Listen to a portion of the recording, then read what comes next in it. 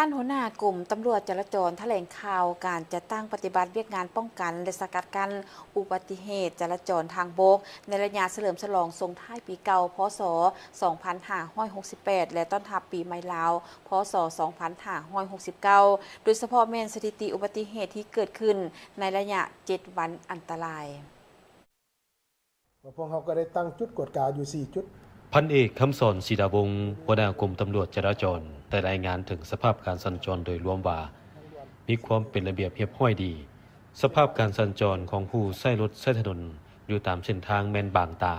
และบ่หนาแน่นคือปีที่ผ่านมาการนำใช้พาหนะประเภทรถกระบะบรรทุกถังน้ำหรือหายน้ำใส่ถุงยาง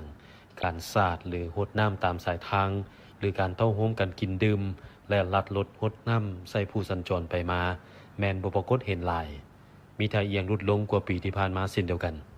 การกินดื่มตั้งโต๊ะดื่มสิ่งมึนเมาส่วนหลายแม่นมีการกำหนดจุดศูนย์รวมอยู่จุดเดียวที่องค์การปกครองท้องถิ่นกำหนดให้ถึงอย่างใดก็ตามยังได้กล่าวถึงข้อคงข้างบางประการ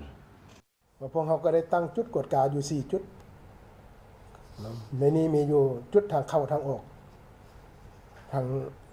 ดังดวนสีเกิดในบางเวียงนะครับเส้นทางเลข10เส้นทาง13ไต้หรือว่าเขตน้ำทอนเขตทางแบ่งเข้าไปรักษาในนี้ผมเห็นผู้ละเมิดทั้งหมดสำหรับกรมจราจรได้กวดการผมเห็น 1,498 คนมีหญิง377 คนได้ศึกษาผม 1,286 คนการกวดการจับความไวพบเห็นการนำใช้ความไวเกินทั้งหมด125 คนในนี้มีความไวสูงสุด131 กิโลเมตรต่อชั่วโมงเนาะอันนี้อยู่เส้นทาง13ไต้ถือว่าปัญหาดังกล่าวมันความเสี่ยงที่สูงสุดเนาะในกรณีที่สัญจรไปพบเห็นสัตว์เลี้ยงบ่เพราะว่ามันบ่คือเส้นทางทางด่วนเนาะมันบ่มีหัวกั้น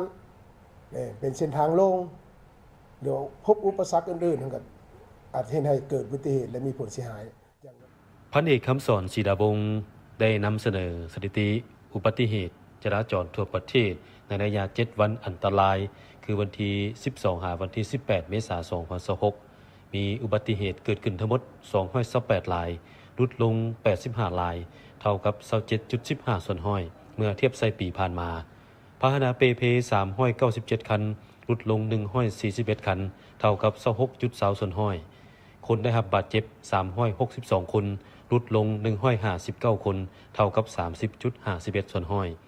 คนเสียชีวิต23 คนลดลง3 คนเท่ากับ 11.54 ส่วนห้อยเฉพาะอยู่นครหลวงเวียงจันทน์ในระยะ 7 วันมีอุบัติเหตุเกิดขึ้น32 รายลดลง3 รายเท่ากับ 8.57 ส่วนห้อยเมื่อเทียบไส่ปีผ่านมาพาหนะเปเพ67 คันเพิ่มขึ้น1 คันคนได้รับบาดเจ็บ37 คนเพิ่มขึ้น7 คน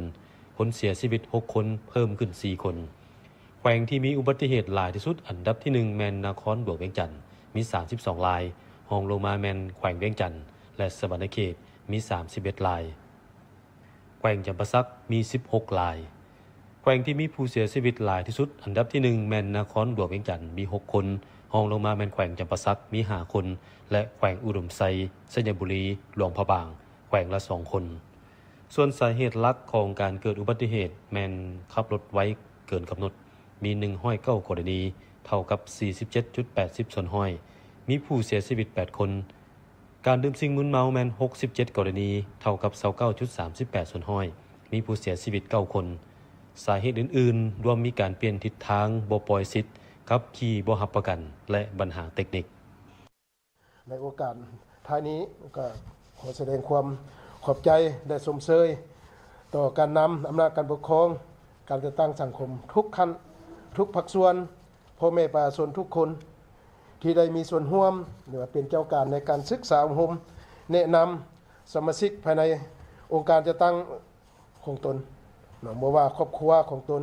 ให้มีสติต่อการสัญจรไปมาในการปฏิบัติกฎจราจรหรือว่าเคารพปฏิบัติให้มันถูกต้องพร้อมกันนั้นท่านยังได้ชมเชยบรรดากำลังตำรวจจราจรในขอบเขตทั่วประเทศที่ได้เอาใจใส่ปฏิบัติตามคำแนะนำของกรมตำรวจจราจรเฮ็ดให้สภาพการมีความสงบมีความเป็นระเบียบเรียบร้อย และมีผลสำเร็จบรรลุได้ตามคาดหมายที่วางไว้ซึ่งแสดงออกคือผลเสียหายจากการเกิดอุบัติเหตุจราจรทางบกระยะ7 วันอันตรายแม่นลดลง